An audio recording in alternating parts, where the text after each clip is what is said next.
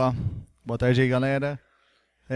Como o Gustavo falou aí falou mal sobre microserviços, fiquei puto. Agora a gente vai falar bem sobre microserviços, entendeu? Porque é uma sacanagem isso, né? Não, brincadeiras aí. A gente vai falar um pouco sobre o momento de separar uma aplicação monolítica, né? E usar o Casa e Café, que é a empresa que eu trabalho, como um estudo de caso para ver como que a gente pode atuar nisso, né? Então, vamos lá. Bom, esse cara aí sou eu, né? Óbvio. Eu fiz engenharia da computação aqui no CASO, por isso o amarelo dos slides, tá?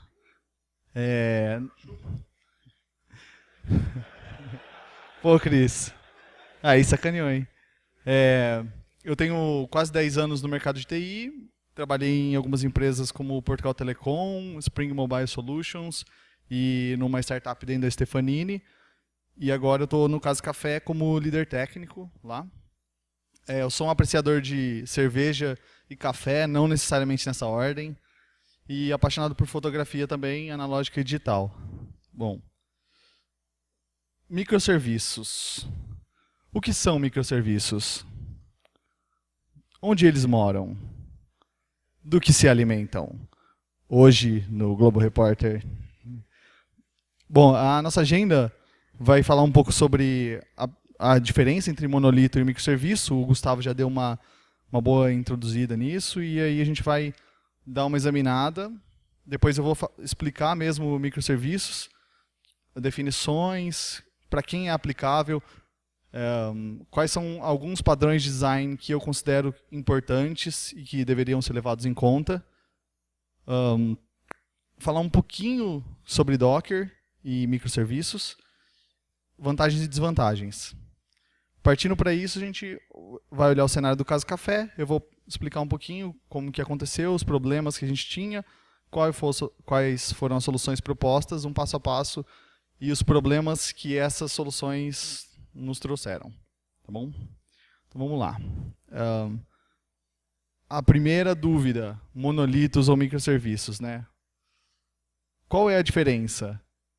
A diferença é que se você fizer uma cagada no monolito, no microserviço você vai fazer várias, né? Essa é a principal diferença.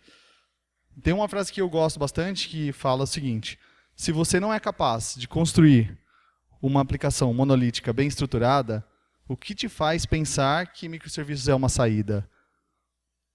Então, o princípio de tudo é você ter uma aplicação bem construída. Então, se você utiliza as práticas de engenharia de software, você sabe modularizar a sua aplicação, ir para microserviços não é necessariamente o que você tem que fazer. Depende muito do seu caso.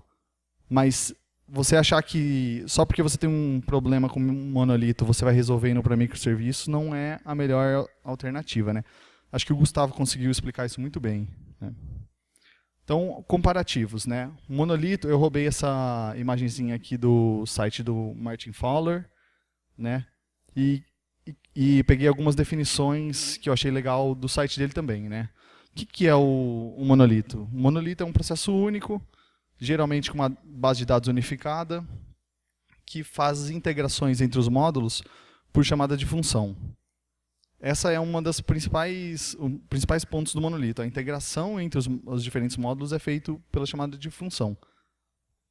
A gente pode ter também integrações via banco de dados. Por exemplo, eu tenho uma trigger no meu banco de dados que insere um cara em uma outra tabela que é de responsabilidade de um outro módulo. Então, isso é uma integração também, né? Eu posso ter chaves estrangeiras para uma tabela que é de outro módulo. Isso é uma integração também com outro módulo. Eu uso, em geral, uma stack única, né? Porque eu estou tudo dentro do mesmo processo, então eu escolhi lá minha tecnologia, meu framework e tudo mais. E aí, esse é um ponto polêmico, é uma tendência ao autoacoplamento. Não necessariamente. Por exemplo, se você usar o DDD, que o Gustavo explicou bem aqui, você souber separar os seus domínios, você não vai acoplar o seu código. Mas a questão é que, como você tem aqui integrações via de chamada de função, você tem grandes chances de ter um autoacoplamento. Porque às vezes você fala, mas eu faço aqui uma chamadinha, para essa classe aqui resolver o meu problema. Só que aí você está invertendo a ordem das APIs e tudo mais, e aí você acaba juntando dois módulos que não necessariamente deveriam estar juntos. Então essa tendência depende mais da sua engenharia de software e de como você modela, do que realmente que o monolito te obriga a isso, né? E ele tem uma tendência à baixa redundância de informação. O que eu quis dizer com isso as informações geralmente são representadas no banco de dados em um lugar específico. Por exemplo, eu tenho uma tabela de usuários. As informações dos usuários estão lá. Na tabela de pagamentos, não tem informações do usuário.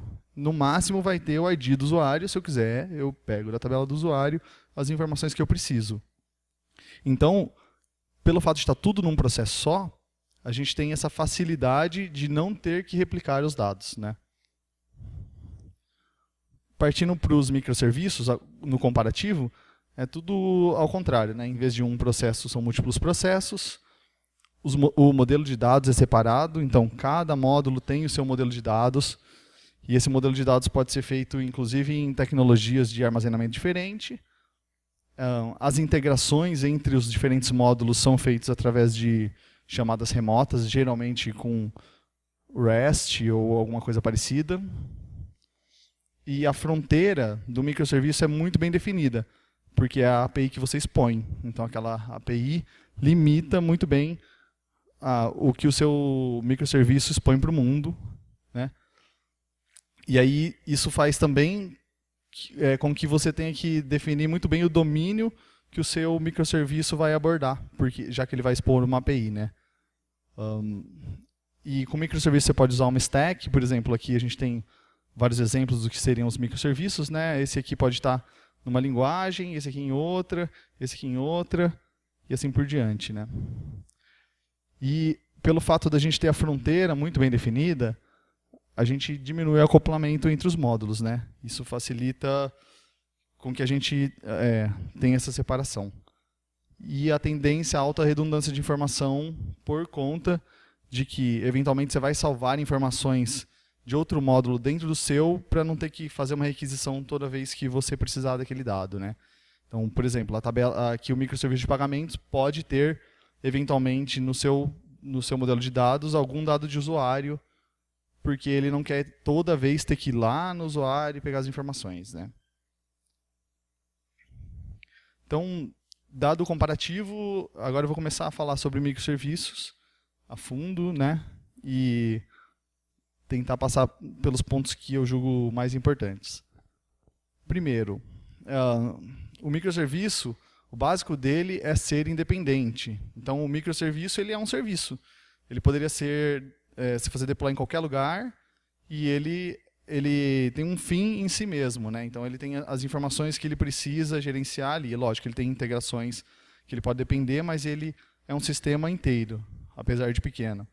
Então, ele tem um modelo interno dele, do seu banco de dados, tecnologias que ele utiliza são independentes, ele pode ser atualizado, você pode fazer deploy independente dos outros, e ele pode escalar independente dos outros. Esse ponto é interessante, porque em algumas aplicações, dependendo do tamanho da sua aplicação, pode ser que um serviço seja muito mais usado do que outro, ou um módulo, né? O microserviço permite que você coloque mais caras desses que é mais usados no seu deploy. E os outros que são menos usados, você escala menos, então você consegue ter um balanço melhor entre os módulos. Mas isso só faz sentido quando, nesse caso específico de escalabilidade, quando você está num cenário muito grande de utilização, né? O microserviço também traz uma descentralização do modelo de dados, né? Já que cada microserviço vai cuidar dos seus dados, e ele deve ter um propósito único. E aqui, no livro de microserviços do Sam Newman, ele fala muito bem sobre você usar a estratégia de DDD para construir um microserviço. Então, tudo aquilo que o Gustavo falou de como a gente pode pensar no DDD é aplicável para se construir um microserviço também. Você pode modelar aquele domínio e cada microserviço vai atender a um domínio específico, né? Além disso, a fronteira, a fronteira é definida em alguns aspectos. Por exemplo, a API que você vai usar, né, versionado e tudo mais, que as pessoas vão acessar o seu microserviço, a codebase, aonde que vai ficar. Aí tem uma discussão entre se você coloca todo mundo no mesmo repositório, em repositórios separados e tudo mais, acho que não vale entrar nisso. E a única coisa que tem que ser única é o protocolo, né? Porque todos os microserviços vão se comunicar, então você tem que definir a priori um protocolo que você vai utilizar. Geralmente é um REST, né? Alguma coisa parecida. Às vezes é um protocolo binário também, mas o mais comum é usar JSON no REST. E, bom, agora a gente tem uma noção do que são os microserviços, qual a diferença e quando faz sentido adotar. Sempre faz sentido? Não. Tem uma frase não, é a lei de Conway. Não sei se vocês estão familiarizados, mas é uma lei que diz que qualquer empresa que projete um sistema, inevitavelmente produz um projeto cuja estrutura é uma cópia da estrutura de comunicação da organização. O que ele quer dizer com isso, né? É bonito, né? Mas o que ele quer dizer? O que ele quer dizer é que se eu tenho uma empresa que ela tem equipes, uma equipe de UI, front-end aqui, uma equipe de back-end e uma equipe de DBAs, é certo que ela vai produzir um software que tem um front-end, que se comunica via um protocolo bem definido e APIs especificadas com back-end, que vai se comunicar com um protocolo bem definido e tudo mais com o banco de dados. Entre os componentes do back-end, não necessariamente vai ter uma estrutura muito bem definida. Por quê? A estrutura da empresa faz com que o seu software seja uma cópia dessa estrutura de comunicação. Para quem já trabalhou em empresas grandes, sabe que empresas que nos modelos mais antigos, onde as equipes eram grandes e tal, principalmente de software, tipo, um back-end tem um pedaço muito grande e aí vira isso mesmo aqui. E não tem muito regra para comunicação. Se você faz algo como o monolito estruturado, você pode inclusive separar as equipes e tal e chegar num modelo mais próximo do microserviço. Mas se você faz esse modelo de equipe, é muito provável que você recaia neste modelo aqui de software. Já, no outro caso, se você tem times pequenos, multidisciplinares, que são responsáveis por algum domínio do seu sistema, é bem provável que você gere pedaços que são autônomos, que têm desde o front-end até o banco de dados, e que a comunicação entre esses componentes, digamos assim, ela será feita da mesma forma com que as equipes se comunicam aqui. Então, baseado nessa lei, a empresa que planeja trabalhar com microserviços deve ter equipes com multidisciplinaridade, primeiro. Segundo, autonomia sobre um domínio. Aquela equipe tem que ser a responsável e poder bater o martelo e falar isso aqui vai ser feito dessa forma ou não. E comunicação com os times de domínios próximos, que são aqueles com que o seu domínio se relaciona. Certo? Mas a gente pode ter também o contrário. O que é o contrário? Eu tenho uma empresa que não tem esses itens aqui, mas eu gostaria de ter. Então, aqui, inclusive eu coloquei aqui, não sei se está dando para ver aí, que está bem cinza, apagado, é um artigo na ThoughtWorks que fala sobre desmistificando a lei de Commons, que é, se você quer atingir equipes dessa maneira, uma boa forma de fazer isso é adotar microserviço. Por quê? Porque se você adota o microserviço, você vai forçar com que as equipes sejam multidisciplinares, com que elas se tornem donas de um domínio e com que elas tenham que interagir com equipes donas dos domínios próximos a ela. Então, microserviços é aplicável se você busca esse tipo de interação. Entendeu? Beleza. Então eu quero ir para uma equipe multidisciplinar, eu quero que minhas equipes tenham autonomia e tudo mais, vai ser legal pra caramba, todo mundo vai vai se comunicar, vai ser super joia. Mas tem algum requisito mínimo para eu ir para microserviço? Tem 3. 3 que, se você não preencher esses requisitos, você pode desistir, que microserviço ainda não é para você. Se você preencher, aí você pode ir feliz. Vai ter dor de cabeça pra caramba, mas pode ir feliz. Então, quais são eles? Primeiro, provisionamento rápido de infraestrutura. Então, você tem que usar alguma coisa. Precisa ser uma cloud pública, tipo AWS? Não precisa. Você pode ter um OpenStack, alguma coisa assim. Mas você não pode depender de abrir um ticket para o cara da infra. Aí o cara da infra não tem tempo, aí ele vai colocar a sua máquina para rodar 4 dias depois. Isso não pode acontecer. Se você precisa escalar, por exemplo, e precisar fazer isso, ferrou. Microserviços não é para você. Segundo, capacidade de entregar em produção rapidamente. Que entregar em produção rapidamente, a gente já pensa lá em continuous deployment. Não é obrigatório continuous deployment. Lógico que, assim, se tiver continuous deployment, muito melhor, mas não é obrigatório. A ideia é que você tenha um processo de entrega que não dependa de 50 níveis de aprovação, que você consiga garantir qualidade mínima com um certo de passos estruturados e, sempre que possível, com releases pequenas e automatização. E o terceiro e último, monitoria básica. O primeiro caso que a gente pensa é log, por exemplo, né? Se você está com 10 microserviços rodando num cluster de 20 máquinas da EC2, e aí deu um pau, você precisa olhar o log. Como é que você descobre onde está o seu log? Então, o mínimo que você tem que ter é uma centralização desses logs, um controle do status das suas máquinas, para saber se sua infra está ok, sua rede está ok, e um status dos seus serviços, né? Não precisa de ter um dashboard no Grafana, time series, com 3 semanas lá para eu fazer tudo bonito e meu gerente olhar para mim e falar, caramba, tá legal isso. Não. Isso aí é over. O que a gente precisa mínimo é isso. Se tiver isso, dá para ir para microserviços. Então, você vai para microserviços, você fala, pô, beleza, é só eu fazer um código aqui. Eu não sei quem que falou um negócio super interessante. Você faz um código síncrono e tal, e aí, eventualmente, as coisas começam a ficar inconsistentes e alguém falou sobre consistência eventual, né? Trabalhar com microserviços não é igual trabalhar com monolito, porque você tem uma série de coisas no meio do caminho que vão te atrapalhar, vão trabalhar contra você, né?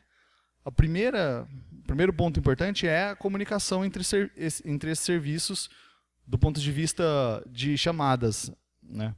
Então, eu separei aqui 3 coisas que podem influenciar nessa parte das chamadas que seriam bons de ser, são padrões bons de ser adotados. Primeiro é timeouts. Então, você deve ser capaz de alterar o seu timeout com facilidade. Então, toda a sua requisição tem um timeout configurado. E você tem que ser capaz de conseguir alterar isso muito fácil. Por quê? Se você não consegue alterar, eventualmente você tem um serviço que está demorando um pouco mais para responder e você sempre vai responder para trás como erro, né? Então você deve conseguir mudar isso. Se você precisa fazer um deploy para mudar um timeout, a menos que seja um deploy muito rápido, assim, se você precisar fazer um deploy, parece que está errado. Segunda, Circuit Breaker. O Circuit Breaker ele é importante para evitar que não aconteça o efeito dominó dentro dos seus microserviços. Se você tem um microserviço lá funcionando, e aí de repente esse microserviço começa a ter um problema, ele não derrube todos os outros que chamam ele. Como que funciona o Circuit Breaker? Toda requisição que ele faz, ele vai guardando o status e ele vai tendo um contador de erros. Conforme esse contador vai aumentando, de maneira sequencial, por exemplo, eu fiz uma requisição, deu erro, a próxima deu erro, a próxima deu erro. Quando eu tenho um certo número de erros, eu paro de fazer a chamada para esse serviço e retorno já o erro de cara. Então, por exemplo, eu tenho o serviço de usuário, chama o serviço de pagamento. O serviço de pagamento está com um problema lá. E ele está demorando para responder. Aí se eu não tenho circuit breaker, eu faço uma requisição, aí ela retorna timeout. Aí eu vou fazer um retry, aí eu vou lá e faço a mesma requisição. Aí dá timeout. Aí eu faço mais uma, dá timeout, e eu falo, beleza, então deu erro, jogo um erro para trás. O que aconteceu no microserviço de pagamentos foi que ele recebeu uma requisição, começou a processar, e ele já estava com uma carga alta. Não terminou de processar, chegou outra requisição, que ele não consegue processar, chegou a terceira requisição. Com vários serviços fazendo isso, você derruba o serviço de pagamento. Então, você tem que ter uma forma de não fazer com que os seus serviços derrubem-se uns aos outros, né? Então, o Circuit Breaker é uma maneira inteligente de você fazer isso. Porque a partir do momento que você percebe que um serviço está retornando muito erro, você para de chamar, e aí de tempos em tempos você vai lá e fala, você está vivo? Você está vivo? Você está vivo? Aí quando ele responder que está, você começa a deixar algumas requisições passar e tenta voltar à normalidade. E o último padrão de chamadas é o Bulkheads, que Bulkhead ele vem do navio, que tem isolamentos para que a água, se tiver um vazamento em um pedaço, não comprometa o navio inteiro e você não afunde com o navio. Então a ideia do Bulkheads é você ter uma degradação graciosa, assim, né? Uma palavra meio... né? Mas é isso aí. Se você tem um serviço, por exemplo, eu tenho um serviço que faz sugestão de alguma coisa, e esse serviço degrada, em vez de eu fazer sugestão, eu pego os 3 primeiros e retorno para a pessoa. Não vou fazer uma sugestão boa, mas eu não vou deixar de ter um resultado para ele. Então, como a gente faz o design do nosso sistema com microserviços, para ter essa resiliência, é o que a gente chama de bulkheads. Então, esses são os padrões de comunicação que são, digamos assim, os ótimos de serem aplicados, né? Agora, sobre como os microserviços interagem, tem uma arquitetura que é orientada a eventos, que também é um padrão de design. Esse cara vocês encontram no microservices.io, tem uma explicação bem boa lá. Vou tentar dar um overview, porque ele é um pouquinho mais complexo, mas acho que dá para pegar a ideia. Isso aqui é bem focado na consistência eventual. O que é a consistência eventual? Eu recebo uma requisição e pode ser que o meu sistema não esteja com o resultado que eu espero logo depois que a requisição já retornou com OK. Mas vai acontecer uma série de steps e aos fins desses steps vai estar do jeito que eu esperava. Então vamos lá. Vamos supor que eu recebo cada serviço recebe, por exemplo, meu serviço de usuário recebe lá uma atualização de usuário. Então ele sabe que o usuário foi atualizado. Em vez dele chamar todos os serviços que precisam fazer alguma coisa quando o usuário é atualizado, ele lança um broadcast de um evento, usuário atualizado. Aí todos os outros serviços que são subscribers desse evento recebem essa notificação. Então, por exemplo, o meu serviço de pagamento precisa saber, não sei porquê, mas ele precisa saber de usuário atualizado. Então ele recebe isso, pega essa informação de usuário atualizado, e aí ele vai lá e atualiza e faz o que ele tem que fazer. Pode ser que nesse aspecto ele também lance um outro evento. E aí esse evento pode gerar outros eventos. Então você faz como se fosse uma árvore. O primeiro evento dispara vários eventos que podem disparar vários eventos. Quando a árvore inteira tiver sido executada, aí meu sistema está consistente novamente. Mas isso eu já respondi há muito tempo para quem me invocou falando, beleza, o usuário foi atualizado. Vou fazer um passo a passo aqui que acho que facilita um pouco para entender. Vamos supor que eu fiz um pedido pela UI aqui. Aí a UI chamou a API de criar pedido no serviço de pedidos, né? Então ele cria o pedido no banco e lança o broadcast. Rolou um pedido aqui.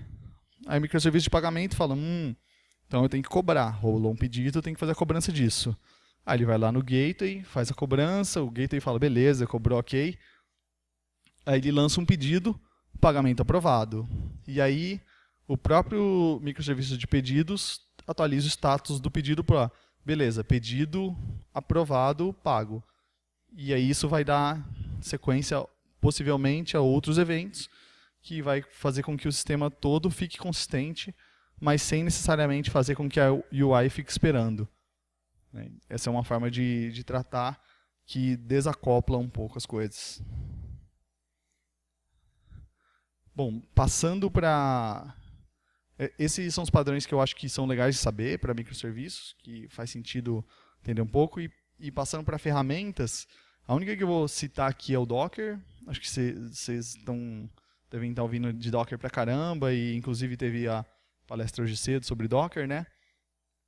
Para quem usa microserviços, eu diria que é essencial, sim. O Docker vai te garantir uma fidelidade de ambientes, ou seja, você tem o mesmo código que roda em desenvolvimento, roda em QA, roda em homologação, roda em produção. Você pode tratar a sua infra como uma commodity, porque você vai jogando os seus containers lá. Ele facilita a escalabilidade horizontal e ele garante um deploy consistente, porque é exatamente a mesma coisa que você está entregando num lugar, você está entregando em outro, né? Então é uma ferramenta que para quem vai usar microserviços deve se ater bastante. E se você vai usar microserviços, você não vai subir um container, você vai subir um monte. Então você precisa de um orquestrador. Qual orquestrador? Depende. Meio que depende aí das suas necessidades. Se você estiver começando, eu diria para você começar com o Swarm que já vem, entender quais são as limitações e ver se você precisa de mais. Se você precisar de mais, parte para um Kubernetes, para um Marathon e Mesos. E acho que é por aí, né? Beleza. A gente falou, então, sobre os microserviços e esboçou um pouco vantagem e desvantagem. Então, vamos sumarizar aqui. Quais são as desvantagens do microserviço? Deu para ver, complexidade é uma delas, né? Você tem que ter um controle muito maior das coisas. Segundo, é impraticável microserviços sem automatização. Precisa automatizar tudo? Não, mas você precisa automatizar bastante. Se você não automatizar bastante, vai dar muita dor de cabeça. Terceiro, o custo é alto para a integração entre módulos, porque você tem que fazer uma chamada REST, por exemplo, em vez de fazer uma chamada de função. É tudo mais custoso, seus testes são mais custosos, o tempo de execução é maior. E uma desvantagem é múltiplas stacks. Você não pode pegar uma pessoa de um time, mandar para o outro time, porque pode ser que as stacks sejam diferentes. Então esse cara vai ter toda uma curva de aprendizado para aprender uma nova tecnologia e ficar fluente nisso. Tá, e quais são as vantagens? Times autogerenciáveis, que foi o que a gente falou lá no começo com a lei de Conway e tal. Segundo, times multifuncionais, que isso traz uma grande riqueza, principalmente para quem é muito focado em um tipo de desenvolvimento só, começa a aprender um pouco mais de outras coisas. Terceiro, desacoplamento, é meio que básico, né? Quarto, independência entre os módulos, tanto que você pode fazer os deploys separados e tudo mais. Quinto, arquitetura evolutiva, isso é facilitado, porque você pode sempre melhorar o seu software e ir entregando com microserviços. E a última vantagem, múltiplas stacks, que você pode fazer cada microserviço com a tecnologia que você quiser. E também é uma vantagem, apesar de ter suas desvantagens. Então o veredito depende, né? Tem muita hype em cima de microserviços, mas não necessariamente é a melhor solução. Então, tem várias empresas que adotam microserviços. Coloquei algumas aqui: Uber, SoundCloud, Spotify, Google, Facebook, Netflix. Inclusive a Netflix desenvolve uma série de ferramentas open source para quem pretende usar microserviços. Eu falei, por exemplo, do Circuit Breaker. Eles têm o Hystrix, que é um circuit breaker para Java, fenomenal, assim, que é open source, então você pode usar, né? Mas quer dizer que então empresas grandes usam, eu deveria usar? É o que o Gustavo falou. Às vezes, para o que você vai fazer, você está pegando uma bazuca para matar um mosquito, né? Agora partindo um pouco para o estudo de caso do Caso Café, que é onde eu trabalho, e como que a gente aplicou todos esses fundamentos do microserviço, ou tentou pelo menos, e falar um pouco de aonde a gente chegou, né? O Casa Café é um marketplace de empregos domésticos. Então, profissionais buscam emprego, contratantes buscam profissionais, criam vagas para buscar profissionais. Tudo isso via geolocalização e reputação. Então, se você quer encontrar babá, empregada doméstica, faxineira, motorista, coisas para o lar, o Casa Café tenta atender essa demanda, né? E tem um pouco mais de 500 mil usuários no site. A empresa começou em 2009 e ela começou como uma ideia de um casal de sócios, e eles contrataram um desenvolvedor freelance que foi fazendo, né? Então, ainda bem lá no início e tal. E aí, então, pegou-se a ideia de MVP, né? Então qual que é o MVP? Acho que todo mundo viu essa figurinha, né? Você faz o skate, aí você viu, pô, seu cliente ficou feliz com o skate, beleza. Então eu vou dar um patinete para ele, aí ele fica mais feliz. Então a bicicletinha, porra, uma moto, chegou no carro, né? Então você tem o cliente ficando satisfeito em cada uma das etapas. No Casa Café, a ideia era fazer um avião. Aí então o MVP de um avião é uma cadeira com balão, né? Aí testou, falou, beleza, então vamos evoluir isso. Como que você evolui uma cadeira com balão? Você evolui para muitas cadeiras com um balão, né? Então, não houve um cuidado para fazer uma evolução do MVP, em termos de software, para acompanhar o objetivo final, em termos de plataforma, né? Esse foi um dos primeiros problemas. Segundo, a qualidade de código. Não estou dizendo que o código era feio, mas era feio pra caralho. Era muito feio. E problemas de escalabilidade. No começo eram poucos usuários, o sistema estava lá, um servidorzinho, aí depois foi crescendo o número de usuários, a demanda, aí aumentou o servidor, aí depois, de repente, saiu na pequenas empresas grandes negócios, na Endeavor, não sei o quê, encheu de gente. O que aconteceu? Servidor on fire. Serviço indisponível. Então, o problema foi que o MVP tornou-se produto sem haver uma adequação. O produto ganhou escala por conta de aparecer na mídia. Não existiu preocupação com qualidade de software. A lógica de negócio ficou obscura porque o desenvolvedor já não trabalhava mais, a equipe não sabia mais qual era o domínio do problema.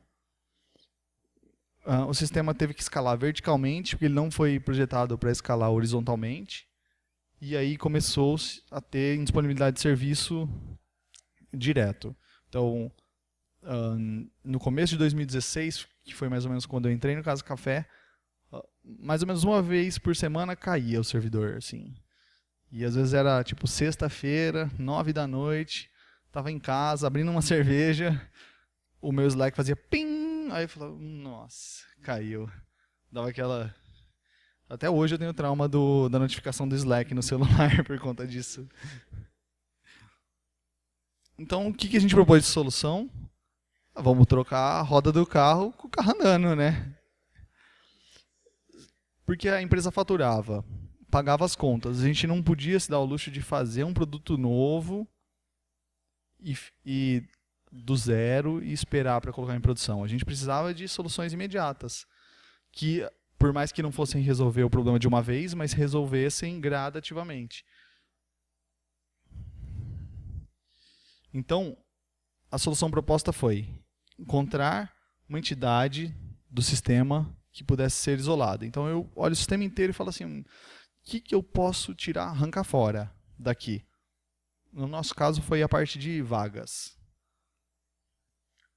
Aí a gente começou a entender a regra de negócio de vagas, porque como não tinha documentação, não tinha ninguém que sabia, o desenvolvedor que tinha feito já não trabalhava mais, a gente começou a discutir como time e passar a ser dono do conceito de vagas, porque essa é uma parte importante para a implementação. A gente criou um serviço completamente separado, com a lógica de negócio que a gente discutiu lá. E por último, a gente usou a parte antiga do software como fallback. Então, as requisições novas de vagas iam para o serviço novo. Se desse errado, ele caía no conforto do código antigo, né? Então, tentando trocar a roda com o carro andando. Por isso, microserviço pareceu uma escolha um pouco mais óbvia. A gente queria tirar um pedaço do código, que era um serviço, que ele era autocontido, que ele tinha uma lógica de negócio separada, e fazer essas ligações aos poucos. Então, o exemplo que eu expliquei agora da vaga funcionaria do seguinte modo. Por exemplo, eu vou criar uma vaga. A aplicação monolítica recebe essa criação da vaga, ela repassa para o microserviço direto, o microserviço acessa o banco e salva essa informação de criação de vaga. E ele retorna um OK. Como a gente quer ter fallback, a aplicação monolítica salva também. E aí ele retorna um OK para trás. Quando criação funciona dessa forma, update também, delete também. Mas se for um get, ele funciona da forma seguinte. A aplicação monolítica chama um microserviço, ele pega do banco e ele responde. Se ele responder OK, já retorna para trás. Se ele responder um 404, aí eu tenho que ver se no meu banco se esse 404 é um 404 de verdade, né? Porque pode ser que não seja. Por uma série de fatores. Primeiro porque a gente começou sem fazer uma migração dos dados, né? Então, só testando a lógica de negócio mesmo. A vantagem é que o get só vai para cá se ele não achou aqui. Então, isso já me economizou um uso do meu banco de dados sempre que eu encontro no microserviço. Então, eu consigo tirar um pouco do meu peso.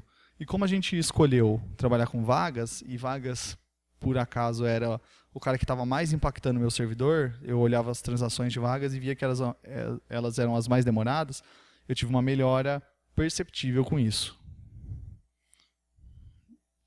Então, quais foram os resultados iniciais? Tivemos uma grande redução nos locks do banco de dados, que era uma coisa comum. A gente diminuiu o tempo médio de transações envolvendo vagas. O fallback me permitiu essa dupla convivência sem muito estresse, só que ele foi insuficiente para resolver o problema da plataforma. A plataforma não caía mais uma vez por semana, caía uma vez a cada 15 dias, né? Já dava uma certa folga, né?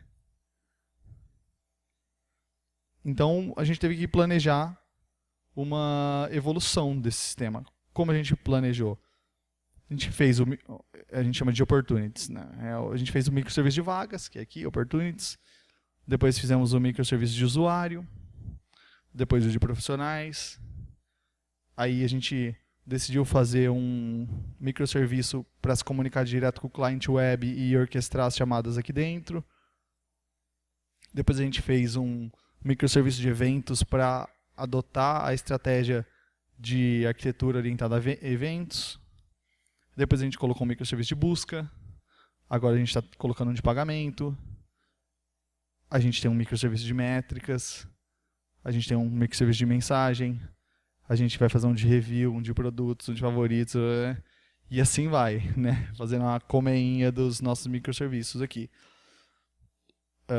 Quando tudo isso estiver pronto, aí eu posso desligar o meu monolito. Mas ainda dá para ver, tem muita coisa branca aqui, ainda vai demorar um pouco. Mas eu consegui reduzir parcialmente e cada vez mais a carga no meu monolito, e hoje o monolito deve fazer 3 ou 4 meses que não cai mais. Então já eu já durmo de fim de semana, é bem mais legal esse negócio de ter vida. Assim, costuma funcionar bem. E minha esposa agradece também, né? Então, alguns dados técnicos que a gente fez lá, a gente usou o REST, a gente está usando um cluster do Swarm, bem simples assim, não tem nenhuma frescura, é tudo máquina da EC2 e um CloudFormation para fazer o deploy das máquinas bonitinho lá. A gente faz o deploy sempre com imagens do Docker. Banco de dados a gente usa o MongoDB e um Cassandra, está perdido lá, mas a gente vai arrancar ele fora.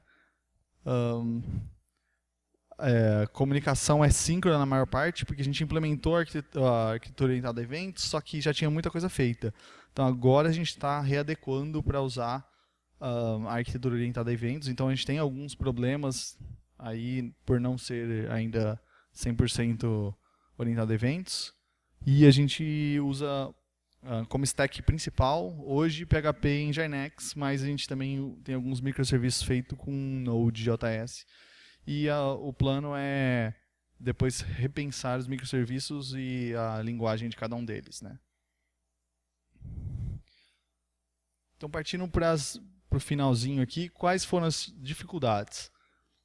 A primeira dificuldade é falta de automatização. Se você vem de um software que não é nada automatizado, você começa um outro, você às vezes fica meio perdido. Assim, o que eu tenho que automatizar? É uma arquitetura diferente, você fica meio... Não sei o que eu devo fazer de automatização. E a gente foi descobrindo aos poucos, com vários erros, né, onde automatizar.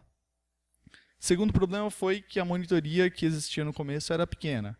Ainda bem que eu tinha aquela redundância, porque eu ainda não sabia. Eu fui para o microserviço sem cumprir as 3 coisas básicas. Então, eu tinha problemas com essa falta de monitoria. Terceiro é perda de produtividade do time. Por quê? Com microserviços, a menos que você já está muito bem automatizado e tem um processo muito bem definido, você vai perder tempo com ambientes que você tem que configurar, com todos os serviços se comunicando. Você vai ter problemas com versionamento de API, porque a pessoa às vezes está usando a versão errada no Git, não baixou a versão nova no Git, e aí não está se comunicando direito. E você tem problemas na hora de fazer deploy, se você não cercou com automatização. E além disso, um que é básico, que é o overhead de requisições. E agora? Essa é a minha principal sugestão. Assim, não acredite na hype. Microserviços é legal, tem muita coisa boa para se fazer com microserviços, mas usar microserviços por usar microserviços é dar um tiro no pé. É um grande problema, na verdade. Aqui, uma listinha simples das referências que eu usei para montar isso aqui. O site do Martin Fowler tem umas coisas muito boas sobre microserviços. Esse Microservices.io tem uma série de padrões lá, explica como funciona, é bem legal, tem alguns diagraminhas e tudo mais. Esse livro aqui deveria ser obrigatório para alguém que quer ir para microserviços, porque ele tem todos os problemas, soluções e, em muitos casos, dicas de ferramenta que você pode usar. O Sam Newman é um cara da ThoughtWorks, que é especialista em microserviços. Esse livro, Release It, é um livro velho, na verdade, mas ele tem um conteúdo muito importante para quem quer trabalhar com software em produção e larga escala. Além disso, o site da ThoughtWorks, o Tecnoblog da Netflix e o blog do Nginx. E aí eu queria abrir para vocês, se alguém tem perguntas, dúvidas, certezas, fala que eu escuto. Espera aí, pessoal. Fala aqui. Tô levando o microfone. Quem tem dúvida? Nossa, um monte. Acho que só para avisar, os slides vão estar depois no speaker deck, né? Então, também dá para pegar todos os slides lá. Então, a gente aqui trabalha no PagSeguro e a gente passou para o microserviços em 2015, né? 2015. E a gente chegou num contexto, nem todo mundo leu o livro do Sam Newman, e tem mais de 60 times, e os microserviços começaram a perder a essência de domínio. E às vezes pode estar virando vários mini monolíticos. Macroserviços, né? Macroserviços. E eu queria saber, tipo assim, agora a gente está até adotando uma técnica, adotando uma arquitetura que chama BFF, não sei se você já ouviu falar. Mas, tipo Backends assim, for front-enders. Isso, né? para talvez as pessoas pararem de perder esse conceito e deixar o domínio ali separado. Você tem alguma ferramenta, alguma dica com a sua experiência, se tem alguma solução para isso, ou é só estudar, pôr todo mundo alinhado, o que é um domínio, deixar claro que é bem separado mesmo? Assim, uma dica, eu não sei se eu tenho uma dica exata. O que a gente costuma fazer lá no nosso time inclusive deve ser incentivado, é questionamentos por parte da equipe. E primeiro que se a equipe é dona daquele domínio, ela deveria ser capaz de saber quando aquilo é do domínio dela ou não. Mas tirando isso, é legal que a equipe inteira tenha autonomia para questionar por que as partes estão ali, se elas deveriam ou não estar ali. Então, uma coisa que eu sempre tento fazer é quando a gente vai montar, sei lá, uma API nova, é se aquilo faz sentido naquele lugar e por quê. E às vezes eu já vou convencido que faz. Mas eu mesmo faço essa pergunta várias vezes, porque eventualmente uma pessoa pode falar assim, cara, mas você pensou que isso aqui é um conceito que talvez não faça sentido? E aí nesses casos a gente tenta desdobrar um microserviço. Aconteceu com a gente também, em alguns casos, de terem conceitos que se aninharam, viram um macroserviço também. Aí a primeira coisa que eu faço é geralmente criar um débito técnico, que é separar isso lá, que pode ser que não vai ser priorizado no próximo sprint, mas ele vai ser priorizado em algum sprint pronto, assim, próximo, né? Acho que é isso, não tem muito... Às vezes, assim, nem todo mundo vai ler o livro, mas é importante que tenha pelo menos alguma pessoa na equipe que tenha um conhecimento para instigar o questionamento, né? Acho que isso que é o mais importante. E aí, Rafael? Cara, eu tenho uma dúvida com relação à segurança, principalmente nesse cenário aí que você falou. Como que você lidou com a segurança entre as APIs, tipo um módulo chamando o outro, e também com as APIs expostas? Como que você compartilhou a sua sessão? Tá. Tem várias coisas envolvidas, então eu vou simplificar um pouquinho, né? No caso das minhas APIs, eu faço um cercadinho na minha rede, assim, para ninguém conseguir acessar as APIs internas dos meus microserviços de fora, a menos que passe por um cara específico, né, que é o meu porteiro, digamos assim, né? E aí, com esse cara, eu tenho algumas precauções de tipo autenticação e tudo mais, né? Passado dali, o que eu deveria fazer é eu tenho um cara que cuida de autenticação, mas um cara que cuida de autorização, porque às vezes você pode autenticar, mas você não tem autorização para ver algum recurso. Como assim, todo mundo que acessava poderia ver esses recursos, eu não trabalhei com autorização nesse caso. Eu me limitei a criar uma questão de autenticação. Só que aí eu configurei isso para ser acessível só via monolito. Então, só o meu monolito enxerga os meus microserviços. Então, eu já restringi bastante coisa daí. Então, eu não tenho qualquer pessoa conseguindo acessar. O meu monolito também ele faz autenticação e autorização.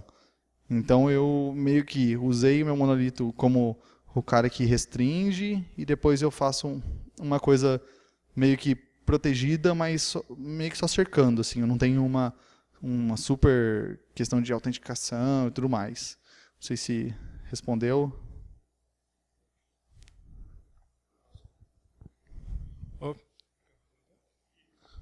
Tudo bom? Primeiro ponto aí, parabéns pela palestra. Deu para ver que assim, é bacana ter esses casos reais, né? E por causa disso, eu queria perguntar, assim, até para você expor como experiência, como que foi lidar com a questão transacional de, por exemplo, eu dependo de tal serviço, ele deu falha, como que foi essa experiência para vocês? Isso é uma dúvida muito comum, eu acredito. Sim, aqui tem dois cenários, né? Primeiro que eu não sabia que isso ia ser um problema no começo. Então, eu fiz errado, né? Então, eu confiei que ia dar tudo certo e tal, e começou a desincronizar. E aí eu tinha vantagem de ter o fallback, né? Então, como eu tinha o fallback, o dado existia no monolito, ele dava errado aqui, iria no monolito, retornava e ok. Então, eu não comprometia minha consistência. A partir do momento que eu percebi que as bases estavam ficando muito distantes, aí eu comecei a trabalhar melhor com aqueles conceitos do começo, dos padrões de arquitetura, de circuit breaker, retries, que eu não coloquei lá, enfim, e principalmente a arquitetura orientada a eventos, que ela ajuda a garantir uma consistência. Nos casos onde um evento falha, você tem um trace de log, uma possibilidade de automatização desses casos muito maior, né? Hoje, como a gente não tem um volume muito grande desse tipo de falha, a gente ainda não tem uma automatização 100% legal lá para manter sincronizado as coisas, né? Mas acho que seria mais ou menos por aí. A gente ter uma lógica de quando falha, a gente joga para uma fila de erro e depois tem um reprocessamento automático e, por último, um manual, os casos muito espúrios. Parabéns também pela apresentação. Minha dúvida é sobre dependências, né? Como você tem muitos tem módulos, é uma coisa bastante granular, como você lida com as dependências e se você tem preocupação com retrocompatibilidade, se você evolui sua API de uma forma que fique compatível com versões anteriores, como você lida com essa evolução? Legal, essa pergunta é boa. Primeiro, versionamento de API tem que rolar, mas isso não impede que você, de repente, vai deprecar uma versão de API e tem algum microserviço usando, então esse é um problema. Então tem um cenário de teste que você pode ter, no nosso caso a gente ainda não tem, porque não teve tantas deprecações, que teste de contrato. Então você tem dois tipos de teste de contrato, mas inclusive o Martin Fowler tem um artigo muito bom sobre isso. Você pode fazer um teste no seu microserviço, por exemplo, pagamentos lá, que está mudando a API, que tem um exemplo de chamada de cada uma das dependências de cara que depende dele. E esses testes quebram se ele quebrar a API de uma maneira muito forte. E aí você avisa a equipe, isso triga uma ação, digamos, offline para avisar a equipe, eu vou quebrar o seu serviço, então você tem que colocar aí uma ação para corrigir isso, né? E tem o teste de contrato na saída também, que é mais ou menos parecido, só que aí é com quem você chama, né? Mas acho que deu para entender, né? Porque aí você pode estar mudando a sua chamada e de repente está quebrando um cara que não está esperando essa mudança. Mas acho que seria por aí, assim, a melhor estratégia que eu vejo para resolver. Isso aí. Então, brigadão aí.